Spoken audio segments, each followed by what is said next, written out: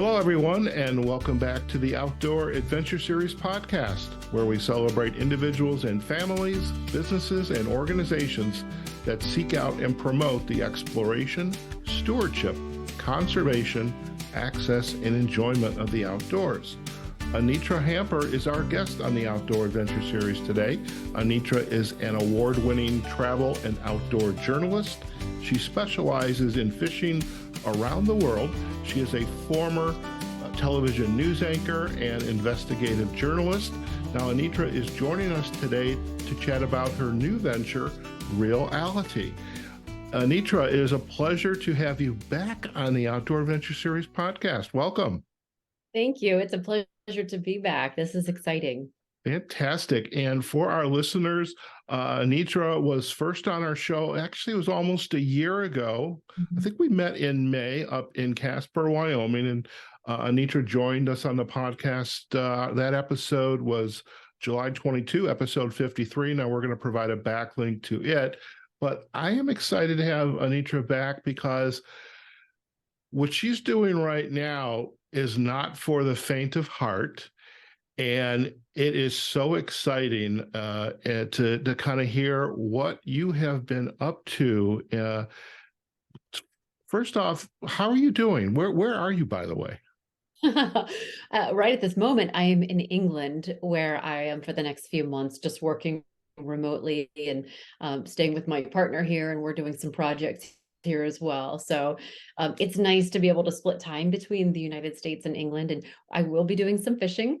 And yeah, so things are good. When I talked to you a year ago, there was something that I had said to you that someday I would love to host women's fishing trips. And I remember saying that to you. And at that time, as it has been for a long time, it was a someday sort of, I really want to do this. And within that year time, the right things and the right people have come together to make that happen. In the coaching realm, we talk about mindset and what you think about, you bring about, and you literally just bookended that process. Is you talked about it, we chatted a little bit about it, and then almost a year later, well, here you are, almost ready to see this go live and into fruition. And so, first off, tell us about the kind of fishing you are doing, because this is not a little bass boat in the middle of a little lake out in central Indiana, Ohio, Michigan. This is a little different. Tell us about your fishing or angling adventures. Well, I think fishing, like a lot of hobbies and passions that people have, is sort of a range. So you've got your bass fishing, I love fishing for bluegill with an old school bobber just as much as I love fishing for 600-pound tuna in the Atlantic. So there's something for everybody, and that's what I love about it. I have, over the years, I've fished my whole life, but over the years I've gravitated towards the really unusual, the big, the sort of freaky creatures that exist out there, mostly out of curiosity. And I think that's the journalist in me that wants to know what's in that water and what is that.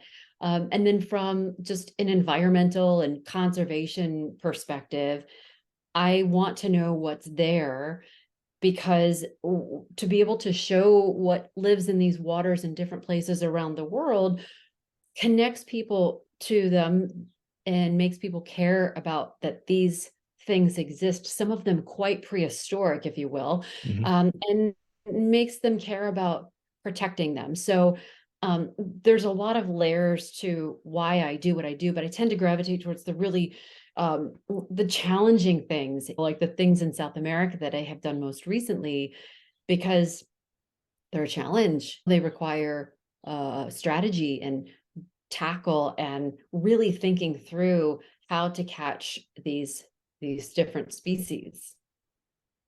So this past year, for our listeners, she had just mentioned going down to South America. Tell us a few examples of the trips you have been on, because you're catching and meeting up with, holding some fish that, for many of us, myself included, would put a shiver down my spine.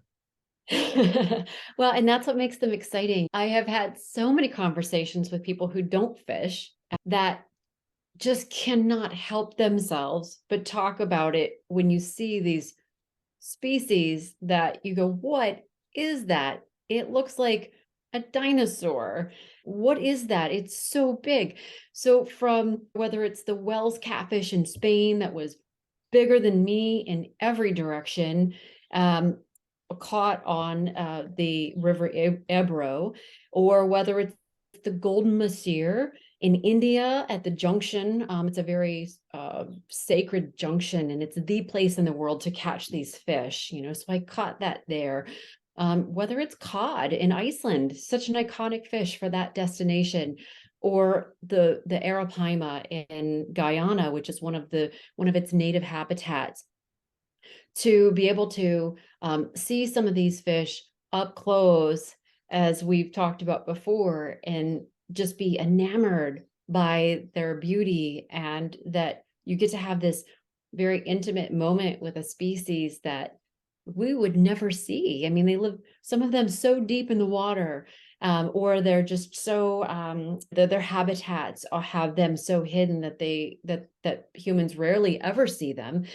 I think that's such a gift. And so for me, it's just a little bit addicting to be able to experience that. And really, fishing is about nature too, right? It's not just about the big catch. I like to talk about, fishermen always say, oh, what's your personal best? For me, yes, personal best defines a fish, but for me, personal best is about like what's in here too, and connecting with nature in a way that you get to when you're fishing. All the things that happen between the fish, because let's face it, some days you blank, right? But being able to see butterflies and eagles flying overhead, or monkeys in the trees, iguanas swimming over to your boat. That's so special. That connects you to nature in a way that is just calming, and it's a moment where you really just get to reflect